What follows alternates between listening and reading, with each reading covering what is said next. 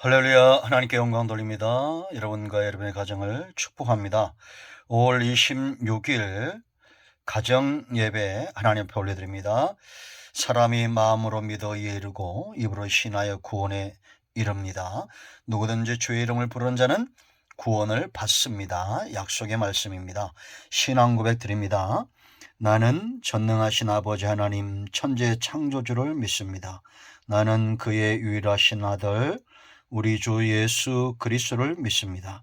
그는 성령으로 잉태되어 동정녀 마리아에게서 나시고 본디오 빌라도에게 고난을 받아 십자가에 못 박혀 죽으시고 장사된 지 사흘 만에 죽은 자 가운데서 다시 살아나셨으며 하늘에 오르시어 전능하신 아버지 하나님 우편에 앉아 계시다가 거기로부터 살아있는 자와 죽은 자를 심판하러 오십니다. 나는 성령을 믿으며 거룩한 공교회와 성도의 교제와 죄를 용서받는 것과 몸의 부활과 영생을 믿습니다. 아멘. 할렐루야. 좋으신 하나님께 영광 감사 올려드립니다. 여러분 모두를 예수님의 이름으로 축복합니다.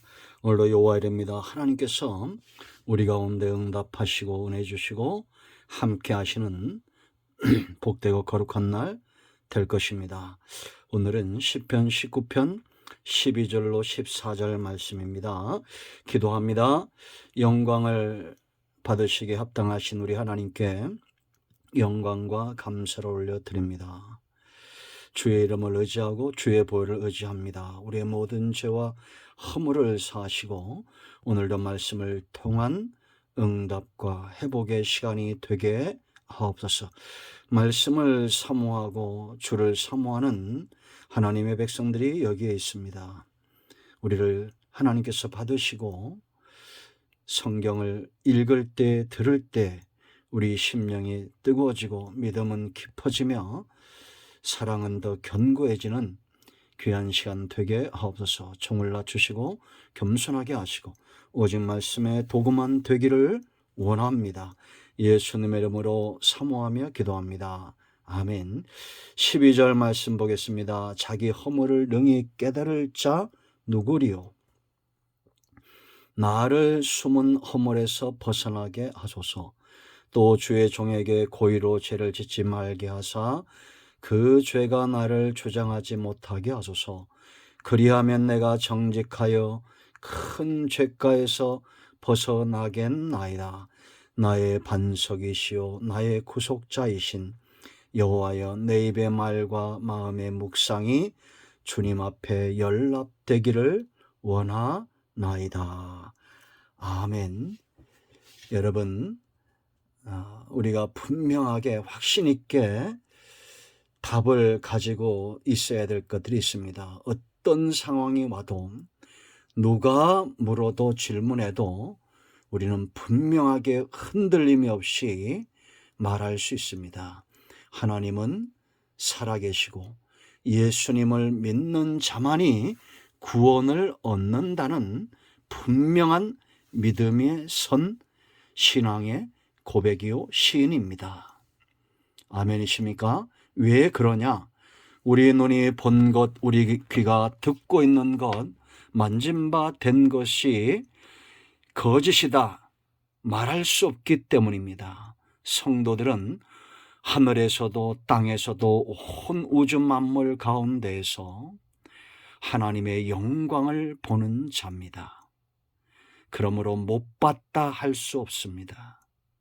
어떤 비바람이 불고 풍파가 나고 세상에 사람의 지혜와 그 지식으로 이해되지 않고 해결되지 않는 사건들 속에서도 성도는 굽힘이 없이 분명하게 흔들림이 없이 하나님의 살아계심을 말하는 자들입니다. 왜냐? 우리 눈에 보이기 때문입니다. 그런가 하면 성경 말씀 보세요. 7절로 11절에 우리의 영혼을 이 소성케 하는 말씀들, 우리를 지혜롭게 우둔한 자로 지혜롭게 하는 말씀, 성도들의 마음을 기쁘게 하는 교훈, 눈을 밝게 하는 계명, 이러한 것들 속에서 우리가 다듬어지고 만들고 하나님의 약속의 말씀들을 누리고 있기 때문에 하나님이 살아계시다, 하나님은 일하신다, 분명히 말할 수 있다는 겁니다. 자, 그래서 성도의 삶이 중요합니다. 여러분, 삶이 왜 중요하다고 했습니까? 삶은 생명의 문제입니다. 생명 있는 자는 봅니다. 생명 있는 자는 듣습니다. 생명 있는 자는 느낌이 있습니다. 이걸 우리가 영적인 거듭남, 구원이라 그렇게 말합니다. 우리는 영적으로 살아있기 때문에 하나님을 봅니다. 믿음으로 봅니다. 그 말씀을 들으면서 하나님의 존재를 실감나게 느낍니다. 생명 있는 자, 이렇게 생명 얻은, 구원 얻은 자들에게 이 삶을 가능하게 하는, 삶을 달려가게 하는, 하나님을 향해서 달려가게 하고 하나님을 의지하여 세상에서 달리게 하고 다시 오실 주님을 흠모하며 기다리게 하고 성도다움의 삶을 살게 하는 이 세 가지를 기억하세요. 첫 번째, 동력입니다. 과연 나를 움직이는 엔진, 성도를 움직이는 동력이 무엇인가? 왜 우리는 기도하고, 왜 우리는 하나님을 사랑하고 이웃을 사랑하고, 왜 예배하고, 왜 전도하고, 왜 살고 있는가? 동력이 달라진 겁니다. 바로 하나님의 임재 가운데 있는 삶이 동력입니다. 코람데오, 하나님은 자기 백성을 떠난 적이 없습니다. 구약시대 성부 하나님이 그 백성들의 삶의 원동력이었습니다. 신약시대 예수님이 가는 곳마다 병든 자, 죽은 자가 살고 제자되는 역사, 예수 그리스도의 말씀과 그 은혜가 그들의 동력입니다. 이 시대는 성령 하나님, 하나님의 영이 저와 여러분 속에 인격으로 와 계신 거예요. 서서히 변화가 일어납니다. 오늘 이 다윗의 고백과 기도를 보세요. 그가 기도하는 것은 코람데오, 하나님의 은혜, 하나님을 그 삶의 동력으로 삼고 있다는 겁니다. 자동차에게 가장 중요한 것이 엔진입니다. 엔진이 망가지면 달릴 수 없듯이 하나님과의 관계가 멀어지면 달릴 수 없습니다. 코람데오, 하나님 앞에서 다윗, 요셉, 아브라함, 바울, 성경의 위대한 믿음의 여정을 달렸던 사람들의 동력은, 그들의 엔진은 하나님과 그 입에서 나오는 말씀과 하나님으로부터 오는 은혜였습니다. 여러분, 우리가 새벽마다 저녁마다 부르짖어 기도하죠. 왜냐? 원동력이 하나님이기 때문입니다. 자, 그렇다면 이제 우리는 예수님을 믿음으로 세상에 없는 놀라운 강력한 엔진을 장착한 그런 존재가 되었습니다. 여러분, 엔진이 좋을수록 차가 비싸죠. 그래서 성도는 그리스도인입니다.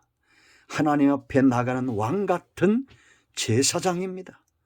엔진이 달라진 겁니다. 동력이 달라진 거예요.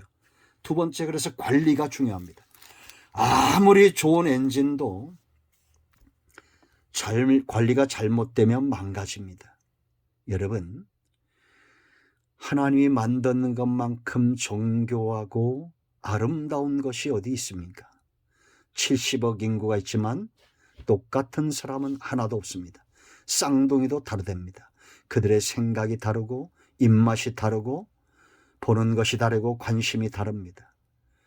그러나 하나님을 원동력으로 삼는 우리는 지체들입니다. 이제 이 관리가 중요합니다. 어떤 관리요? 하나님과의 관리, 관계 관리. 하나님과 멀어지게 하는 이 죄에서 떠나는 죄악을 다루는 관리입니다. 그래서 여러분 12절 보세요. 위탁하는 겁니다. 자기 허물을 능히 깨달을 자 누구리요?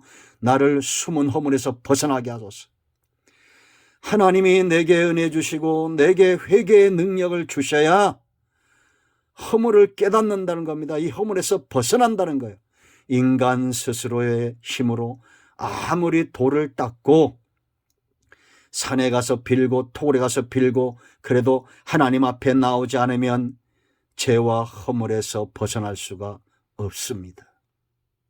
13절 보세요. 또 주의 종에게 고의로 죄를 짓지 말게 하사 죄에 빠지지 않는 그런 능력으로 나를 붙들어 달라는 겁니다. 그 죄가 나를 주장하지 못하게 하소서. 죄가 주장하면 노예가 됩니다. 세상에 보세요. 여러분, 자유함이 없는 사람들이 얼마나 많습니까? 돈이 많아질수록 노예가 됩니다. 그 마음에 스트레스는 더해집니다. 권력을 가지면 가질수록 더 노예가 됩니다. 죄에 빠지면 빠질수록 더 갈증에 허덕입니다. 여러분, 사람들이 왜 우리나라에 이렇게 마약 중독자가 많아질까요? 처음부터 그랬을까요? 아닙니다. 중독된 겁니다. 죄에 중독된 거요. 이제는 그 마약과 죄와 세상에 엄난한 모든 것들이 이 사람을 주장하게 된 겁니다. 하나님이 우리를 도우셔야 13절 그리하면 내가 정직하여 큰 죄가에서 벗어나겠나이다. 큰 죄가는 페샤, 거역하다, 고의적으로 하나님을 거역하고 떠난다라는 겁니다. 하나님 안에 들어와야 우리는 자유함이 있습니다. 여러분, 어떤 사람들은 평생 집 바꾸다 가는 인생이 있다고 그랬죠. 월세에서 전세로, 전세에서 자기 집으로 더 큰 집으로, 더 큰 집으로. 그런가 하면 어떤 사람들은 하루 종일 자동차 바꿀 생각만 하고 있습니다. 어떤 사람은 취미생활에 하루 종일 노예가 되어 있습니다. 불행한 겁니다. 우리 영혼의 만족은 하나님과의 관계 개선입니다. 관리가 잘 돼야 됩니다. 아무리 좋은 차도 있죠. 운행하지 않고 3년만 놔두면 망가집니다. 저 중동에 이런 차들이 많답니다. 수억 원대 차들이 전부 버려져 있답니다. 그 차들 이제는 값어치가 없습니다. 여러분, 하나님을 언제 떠나셨습니까? 하나님과의 관계 개선이 필요하지 않습니까? 너무 멀리 있으면 이제 삐걱대기 시작합니다. 엔진 오일이 잘 들어가야 부드러워지는데 하나님의 은혜의 엔진 오일이 내게 들어온 지가 언제입니까? 하나님의 그 사랑, 긍휼하심, 이 기름이 내게 언제 들어왔습니까? 기름 붓듯 하고 물 붓듯 하는 이 하나님의 은혜에서 멀어지면 우리는 죄가 주장하는 사람, 노예가 되는 겁니다. 생명력 있는 삶을 살 수가 없습니다. 그러므로 여러분, 관리를 잘 하십시오. 이렇게 세 번째, 이렇게 하나님과의 관리가 잘 된 사람의 특징이 있습니다. 그들의 특징적인 삶, 바로 14절입니다. 나의 반석이시요 나의 구속자이신 여호와여. 하나님이 나의 반석이고 이제는 하나님이 나의 구속자 된 걸 알아요. 이 사람 이렇게 삽니다. 내 입의 말과 마음의 묵상이 주님 앞에 연락되기를 원합니다. 입술만 열면 세상적인 말들, 음란한 말들, 이런 말들이 아닙니다. 세상 사람들이 하는 그런 말들이 아닙니다. 그 마음에 온통 어떻게 하면 더 큰 집을 살까? 어떻게 하면 더 좋은 자동차를 살까? 어떻게 하면 더 좋은 것을 먹고 마실까? 이게 아닙니다. 이제는 주여 내 입의 말과 내 마음의 묵상이 주님 앞에 연락되기를 원합니다. 정말 축복의 비결이 안 거예요. 내가 하나님이 기뻐하는 재물이 되면 하나님의 은혜가 나를 통해서 내 삶에 임하게 되고, 그러면 문영혼들이 살아나고 내 가정이 살고 이 지역이 살고 나라가 사는 것을 안 겁니다. 내가 하나님 앞에 재물이 되면 하나님이 나를 쓰시는 이 놀라운 축복에 메인바 된다는 것을 다윗이 알았고 그 복을 누린 사람입니다. 자, 이제 우리의 영적 진단을 해봐야 됩니다. 차가 고장이 나면 정기적으로 공업사에 가서 진단을 받습니다. 그렇듯이 우리의 여러분의 영적인 상태를 진단해 보십시오. 가장 중요한 것, 엔진이 무엇입니까? 무엇을 동력으로 살고 있습니까? 사람과의 관계입니까? 하나님과의 관계입니까? 세상의 돈입니까? 명예입니까? 권력입니까? 아니면 하나님의 입에서 나온 말씀과 그 은혜로 살고 있습니까? 관계 개선이 필요하지 않습니까? 두 번째 질문입니다. 관리를 잘하고 있나요? 언제 은혜의 기름, 성령의 기름 부으심이, 언제 생수와 같은 하나님의 은혜가, 이 검 같은 하나님의 말씀이 우리의 영혼의 깊은 곳을 적시며 치유하시고 회복시켰습니까?